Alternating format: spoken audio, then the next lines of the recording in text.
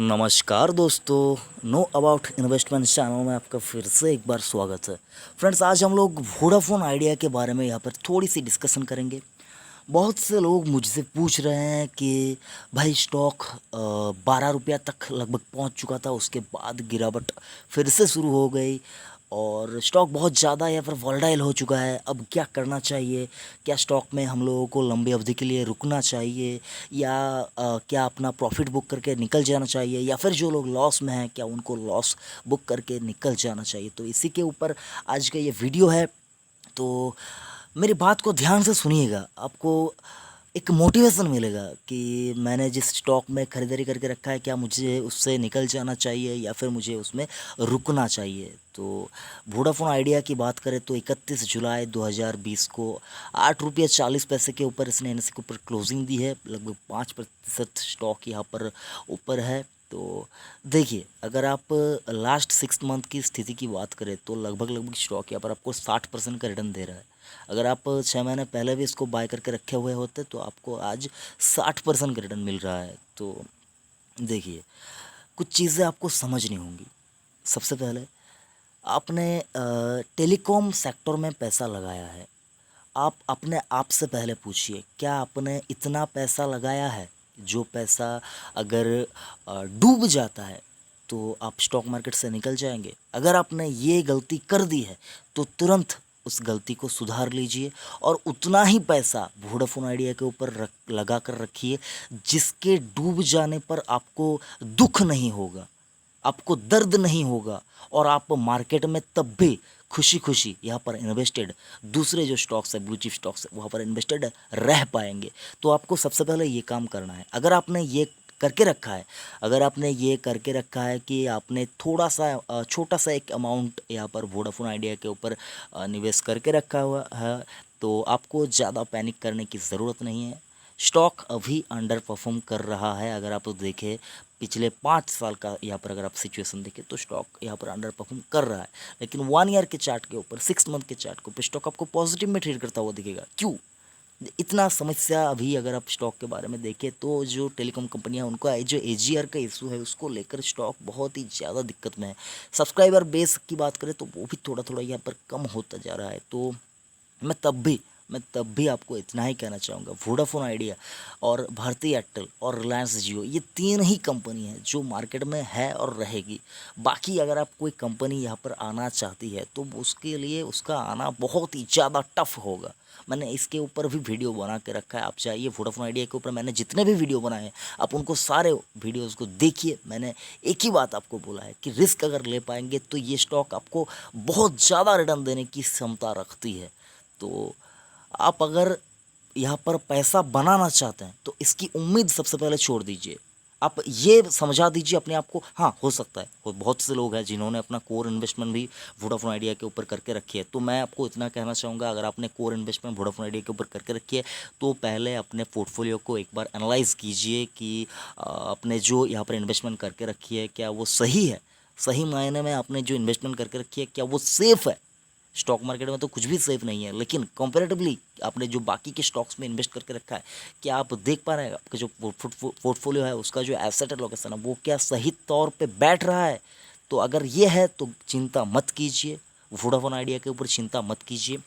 क्योंकि मैं यहाँ पर आपको क्यों ऐसा कह रहा हूँ, देखिए, स्टॉक मार्केट में अगर कभी भी कोई न्यूज़ आती है तो न्यूज़ के ऊपर रिएक्ट बहुत ज़्यादा करती है ये स्टॉक्स। आप देखेंगे वोडाफोन आइडिया एक एक दिन में 40% के आसपास भी ये स्टॉक भागते हुए आपको दिखे हैं और एक एक दिन में 30% के आसपास भी डाउन होते हुए दिखे हैं। तो मतलब जब भागने लगेगा स्टॉक तब अब अपने आप को कोसोगे कि काश मेरे पास ये स्टॉक होता। अगर गिरेगा तो आपको दुख नहीं होगा। क्यों? मैंने ये पैसा अगर खो भी जाए तो मुझे दुख नहीं होगा, आपको ये समझाना होगा। तो आपको यही जो एक रूल है, यही आपको सबसे पहले अपने दिलो दिमाग को समझा देना है। वीडियो यहाँ पर फंडामेंटल और टेक्निकल के ऊपर बेस करके नहीं बनाया है, इमोशनल के ऊपर बेस करके बनाया है, सेंटिमेंट के ऊपर बेस करके बना है। तो वीडियो देखने के बाद आपको यहाँ पर क्या करना चाहिए, वो उस बात के ऊपर कोई भी यहाँ पर टेक्निकल और फंडामेंटल रिलेटेड कोई भी बात मैं नहीं कर रहा हूँ। तो अगर आप चाहे तो वीडियो क्विट करके निकल सकते हैं। लेकिन लेकिन लेकिन लेकिन अगर आप जानना चाहते हैं कि वोडाफोन आइडिया में क्यों निवेशित रहना चाहिए, तो उसका जो मेन रीज़न है वो मैं आपको बता दूँ। यहाँ पर अगर आप बात करें तो ये कंपनी को क्यों रहना होगा। आप 2G सब्सक्राइबर देखिए, 2G सब्सक्राइबर जो लोग इंडिया के अंदर जो लोग मतलब स्मार्टफोन नहीं यूज करते, वो कहाँ पर जाएंगे। उन्होंने तो रहना है वोडाफोन और एयरटेल के अंदर ही, वो उसकी सुविधा तो अभी तक नहीं आई है ना, तो उनको रहना होगा। जो लोग यहाँ पर ज़्यादा डाटा यहाँ पर यूज़ नहीं करते हैं, वो भी यहाँ पर रहते हैं। और अगर आप देखिए तो जियो, हाँ जियो बहुत ही बेहतरीन एक कंपनी है। वोडाफोन आइडिया जो है, ये कंपनी जियो के साथ अगर आप कंपटीशन की बात करें तो ये उस कंपटीशन में खड़ा नहीं उतर पाएगी, क्योंकि जियो का जो ऑफ़र्स वगैरह है, जो उनका नेटवर्क है, वो बहुत ही यहाँ पर रिफ़ाइन हो चुका है, बहुत ही अच्छा हो चुका है कंपेरेटिवली वोडाफोन आइडिया। तो यहाँ पर तब भी अगर आप देखिए, जो पुराने लोग हैं उनका जो यहाँ पर मोबाइल नंबर्स है, जो उनका मेन सिम है, तो वो आज भी आपको दिखेंगे। हो सकता है एयरटेल के या वोडाफोन के या फिर बीएसएनएल के आपको मिलेंगे। ये चीज़ भी आपको देखना चाहिए। आप जो वीडियो देख रहे हैं सर, मैं आपसे पूछ रहा हूँ, आपके पास क्या वोडाफोन या एयरटेल का कोई भी सिम नहीं है? अगर है तो वही आपको समझना है, ठीक है। ऐसे बहुत से लोग मिलेंगे जिनके पास वोडाफोन आइडिया के सिम्स है और एयरटेल के सिम्स है, और जियो में बहुत ज़्यादा यहाँ पर अगर आप बात करें मोबाइल एमएनपी की या फिर की जो portability, mobile number portability services है, वो उनका यूज करके जियो में जा रहे हैं, ठीक है। जियो से भी लोग यहाँ पर वोडाफोन में आ रहे हैं। सारा कुछ ये चलता रहेगा, ये सारा कुछ ये जो थीम है ये चलता रहेगा। लोग जो अपना जो टेलीकॉम ऑपरेटर है वो चेंज करेंगे, और कुछ लोग करते हैं, कुछ लोग नहीं करते हैं। तो मुझे जो लगता है देखिए फ्रेंड्स, मैं आपको इतना समझाने की कोशिश करता हूँ। आप एक काम करते हैं, बिजनेस करते हैं, कुछ भी करते हैं, जॉब करते हैं, आपके पास आप देखेंगे, आप इमरजेंसी के लिए अपने पास कुछ फंड, कुछ अमाउंट अपने लिए सेव करके रखते हैं। क्यों? क्योंकि जब उसका इमरजेंसी में जब उसका ज़रूरत हो, तो देखेंगे लोग ये भी समझते हैं, जब इस नेटवर्क में अगर इस ऑपरेटर में अगर इस टेलीकॉम ऑपरेटर में अगर नेटवर्क नहीं आता, अगर कोई दिक्कत होती है, तक अगर मेरा काम रुक जाता है, तो उसके वजह से भी लोग अपने लिए 2 सिम कार्ड यूज करते हैं। तो हाँ, हो सकता है इसकी संख्या बहुत कम हो सकता है ये जो इशू है ये बहुत कम लोगों के पास होती है, लेकिन ये इशू भी है, तो इसको भी आपको समझना होगा। और अगर आप बात करें जो लोग मतलब यहाँ पर देखें तो जैसा कि मैंने आपको कहा 2G फ़ोन, और यहाँ पर आप देख पाएंगे जो इमरजेंसीज़ के लिए या फिर कुछ ऐसे काम के लिए जिनके लिए मतलब 2 सिम्स उनके पास होना चाहिए, तो वो भी यहाँ पर यूज करते हैं। बाकी ऐसे 2-4 चीज़ और भी है, आप अगर ढूंढेंगे तो आपको खुद को ही वो सारी चीज़ें मिल जाएंगे कि क्यों लोग 2 सिम्स कार्ड यूज करते हैं। और दिक्कत होती है, हर जगह दिक्कत होती है दुनिया में, कहीं पर भी कोई भी चीज़ पूरी तरह से परफेक्ट नहीं है, ठीक है। चाहे वो कितनी भी अच्छी कंपनी हो, उसके अंदर थोड़ी सी दिक्कत आपको नज़र आएगी। हाँ, हो सकता है आपको ढूंढने में मुश्किल हो, ठीक है, ढूंढने में मुश्किल हो सकती है, लेकिन दुनिया में ऐसी कोई भी चीज़ नहीं है जो पूरी तरह से परफेक्ट है। अरे धरती गोल है लोग ये कहते हैं, लेकिन अगर आप रिसर्च करें, एनालाइज करें, तो आपको पता चल जाएगा कि धरती पूरी तरह से गोल नहीं है। तो ये भी आपको समझना होगा। तो चाहे कितनी भी अच्छी कंपनी हो, कितने भी मतलब कोई भी अच्छा मतलब नंबर वन, जो भी चीज़ नंबर वन है, उस नंबर वन चीज़ में भी आपको कोई ना कोई या फिर जो कहते हैं ना प्रॉब्लम, वो आपको दिखेगी। हो सकता है वो बहुत ही छोटा प्रॉब्लम हो, लेकिन प्रॉब्लम तो रहेगी ही। तो वोडाफोन आइडिया का जो प्रॉब्लम है वो बहुत बड़ा हो चुका है, ठीक है, बहुत बड़ा प्रॉब्लम हो चुका है। लेकिन अगर आप देखें, आपकी ज़िंदगी में भी कभी ना कभी कोई प्रॉब्लम आया है, छोटा मोटा प्रॉब्लम, बड़ा प्रॉब्लम, ठीक है, तो आप क्या करते हैं? आप क्या उस प्रॉब्लम को अपने साथ लेकर ही उसको मतलब उसको ठीक करने की कोशिश नहीं करते? तो कंपनी भी कोशिश कर रही है, कंपनी को भी ये पता चल चुका है कि उसका जो प्रॉब्लम है वो बहुत बड़ा है, लेकिन तब भी अगर आप देखें तो कंपनी अभी भी टिकी हुई है। अभी भी टिकी हुई है और मुझे जो लगता है कि कंपनी टिके रहेगी, ठीक है। मुझे जो लगता है, मैं यहाँ पर आपको अपने ट्रैक से हटाने की कोशिश नहीं कर रहा हूँ। मैं आपको रिस्की इन्वेस्टमेंट करने की सलाह भी नहीं दे रहा हूँ। बस मैं आपको वोडाफोन आइडिया के ऊपर मतलब मैं अपनी फीलिंग्स यहाँ पर शेयर कर रहा हूँ। आपको इसके ऊपर बेस करके कोई भी डिसीजन नहीं लेना है, ठीक है। जो लोग यहाँ पर पैनिक कर रहे हैं, बस उनको मैं यहाँ पर समझाने की कोशिश कर रहा था। बाकी आपकी मर्ज़ी, पैसा आपका है। लॉस हुआ तो वो लॉस आपको होगा, प्रॉफिट हुआ तो वो प्रॉफिट आपको होगा। तो आपको समझना है, सुनना है सबकी, लेकिन करना है आपकी, ठीक है। ये जो चीज़ है इसके ऊपर आपको ध्यान रखना चाहिए। बाकी वोडाफोन आइडिया के ऊपर मैंने फंडामेंटल एनालिसिस करके रखा है। आप जाइए चैनल के ऊपर, वो वीडियो आपको मिलेगा, ढूंढिए। मैं यहाँ पे डिस्क्रिप्शन में वो लिंक नहीं दूंगा, आप ढूंढिए, जाइए देखिए चैनल के ऊपर। आपको और भी कंपनियाँ मिलेंगी जिनके बारे में आप भी आपको जानना चाहिए। आप लोग देखते कुछ भी नहीं है, ठीक है। आप लोग जब प्रॉब्लम होती है तभी आप यहाँ पर देखने आते हैं, अदरवाइज़ आप देखते नहीं हैं। सीखने को बहुत कुछ है ज़िंदगी में, सीखने को बहुत कुछ है, जानने को बहुत कुछ है। जानते रहिए, अपने आप को एक्टिव रखिए। जो नॉलेज हासिल करने के लिए अपने आप को एक्टिव रखिए। हर दिन किसी स्टॉक के ऊपर फंडामेंटल और टेक्निकल रिसर्च करते जाइए। सीखना है आपको, ठीक है। मार्केट में ऐसा नहीं कि इन्वेस्ट कर दिया और मतलब छोड़ दिए उसको लंबे अवधि के लिए। आपको उसका जो रिज़ल्ट है, उस रिज़ल्ट को ट्रैक करना है। क्या न्यूज़ आती है, बड़ा न्यूज़, छोटा न्यूज़, क्या कुछ आता है, उसके ऊपर आपको नज़र रखनी है। वो दौर अलग था जब लोग बाय करते थे और छोड़ देते थे। क्यों वो दौर अलग था? क्योंकि तब अगर आप बात करें तो इंटरनेट की जो सुविधा थी वो इतना ज़्यादा नहीं हुआ करती थी। तब अगर लोग बात करें, तब लोग पेपर के ऊपर ध्यान देते थे कि पेपर में मेरी कंपनी के बारे में कुछ छपा है या नहीं, क्या कोई बुरी न्यूज़ आई है स्टॉक मार्केट में, क्या जो चल रहा है मेरी कंपनी के बारे में अच्छा चल रहा है या बुरा चल रहा है। रेडियो में सुनते थे, टीवी में थोड़ा बहुत जो दिखाते थे, बहुत साल पहले की बात करता हूँ, वो लोग नज़र रखते थे।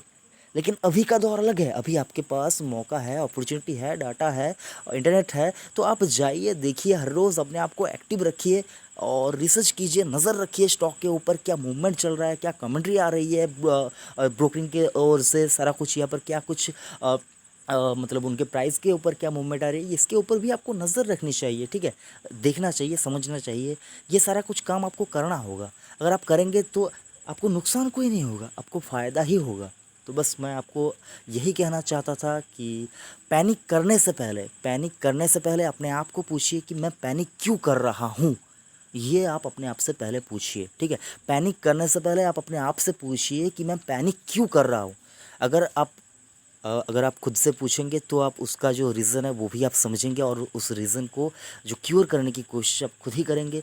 आपको खुद से ही पता चल जाएगा कि आपको क्या करना चाहिए, ठीक है। अपने आप को रिसर्च करने के लिए और फंडामेंटल एनालिसिस करने के लिए, टेक्निकल एनालिसिस करने के लिए टाइम दीजिए और जितना हो सके मार्केट से प्यार कीजिए, ठीक है। ये मार्केट आपको पैसा कमा कर देने के लिए ही है। ये मार्केट आपको पैसा कमा कर देने के लिए ही है, ठीक है। जो लोग कहते हैं मार्केट में पैसा डूब जाता है, हाँ डूब तो जाता है। टाइमिंग गलत हो जाती है, डिसीज़न गलत हो जाती है। बाकी मार्केट में पैसा, अगर जो लोग मार्केट में टिके हुए हैं, उन्होंने हर किसी ने पैसा कमाया है। जो लोग मार्केट में टिके हुए हैं वो लोग हर किसी ने पैसा कमाए हैं। वही लोग पैसा नहीं कमा पाते हैं जो लोग मार्केट से दूर भागने की कोशिश करते हैं, पैनिक करते हैं और उस पैनिक का रीज़न पता नहीं करने की कोशिश करते हैं। तो आपको क्या करना है? आपको वही करना है जो बाकी के लोग नहीं करते, वही आपको करना है। आपको पैनिक का जो रीज़न है वो रीज़न पहले फाइंड आउट करना है। उसके बाद उस जो रीज़न है उस रीज़न को क्योर करने की कोशिश करना है और अपने आप को मार्केट का जो मूवमेंट चल रहा है, मार्केट में क्या चल रहा है, ये जितना हो सके, मैं आपको ये नहीं कर रहा हूँ कि मार्केट में जो 3-4-5 हज़ार कंपनियां हैं उन सब के बारे में जानिए। कम से कम अब जितने कंपनियां आपके पोर्टफोलियो में हैं और जितने सेक्टर आपके पोर्टफोलियो में, उन सेक्टर्स के बारे में और उस स्टॉक्स के बारे में कम से कम इतना तो आप उनके साथ अप टू डेट रहिए। आपको इतना तो करना है। आपने पैसा लगा कर रखा है तो पैसा ठीक ठाक है, क्या पैसा ठीक ठाक रहेगा, इसके ऊपर आपको प्रॉपर नॉलेज होना चाहिए, जानकारी होनी चाहिए। तो यही फ्रेंड्स मैं आपको कहने की कोशिश कर रहा था। बाकी वोडाफोन आइडिया के ऊपर मैंने फंडामेंटल एनालिसिस करके रखा है। मैंने जैसा कि आपको कहा, आप जाइए देखिए, उन सारे वीडियोज़ को देखिए और वोडाफोन के ऊपर मैंने क्या कुछ वीडियो बना कर रखा है, आप जाकर उनको भी देखिए। भारती के ऊपर भी मैंने वीडियो बना कर रखा है और आप कैसे अपने लिए एक बेहतर फाइनेंशियल पोर्टफोलियो बनाएं। देखिए फ्रेंड्स, स्टॉक मार्केट में सिर्फ आप इन्वेस्ट करेंगे और इसकी जगह पर इन्वेस्ट करेंगे ऐसा नहीं होता है। आपको हर वो तमाम जानकारी होनी चाहिए जो आपको सिक्योर रखेगा, आपके फाइनेंशियल हेल्थ को सिक्योर रखेगा। ये सारा जानकारी भी आपके पास होनी चाहिए। तो इसके ऊपर भी मैंने वीडियो बना कर रखा है, तो आप जाइए, डिस्क्रिप्शन में मैं इस वीडियो का लिंक ज़रूर दूंगा कि आप कैसे अपने लिए एक बेहतरीन फंडामेंटल पोर्टफोलियो, बेहतरीन fundamental portfolio for your financial goal, for your financial investment, और सारा कुछ जो आप कवर करना होगा आपको, वो सारा कुछ मैं यहाँ पर दे दूंगा डिस्क्रिप्शन में। आप जाइए उस वाले वीडियो को भी देखिए। बाकी वोडाफोन आइडिया के ऊपर अगर आपके मन में कोई सवाल है, वो सवाल आप ज़रूर से पूछिए, मैं उसका रिप्लाई आपको दूंगा। अगर मैं फिर भी फ्रेंड्स आपको मैं इतना कहना चाहता हूँ, स्टॉक का प्राइस कितना जाएगा, एक दिन में कितना जाएगा, कल क्या जाएगा, ऐसे सवाल मत पूछिए। ऐसे सवाल होते मतलब जी वही सवाल पूछिए जिनका जवाब मैं 100% राइट आंसर दे पाऊँ, वही सवाल पूछिए। ऐसा नहीं कि 3 महीने बाद स्टॉक का प्राइस कितना होगा, मुझे क्या, मेरे पास क्या टाइम मशीन है क्या, मैं देख के जाकर बता दूंगा कि आपको 3 महीने बाद इसका प्राइस क्या होगा। ऐसे सवाल मत पूछिए। बहुत से लोग ऐसे सवाल पूछते हैं, ये जेन्युइन सवाल नहीं होते हैं सर, ये जेन्युइन सवाल नहीं होते। वही सवाल पूछिए जिनका जो आंसर है वो 100% करेक्ट आंसर हो, वही सवाल पूछिए। बाकी वीडियो कैसा लगा कमेंट बॉक्स में बताइए। कोई सवाल है वो कमेंट कीजिए, और कुछ यहाँ पर मुझे अगर कुछ कहना चाहते तो वो भी आप बताइए। बाकी आपकी मर्ज़ी। थैंक यू फ्रेंड्स, जय हिंद।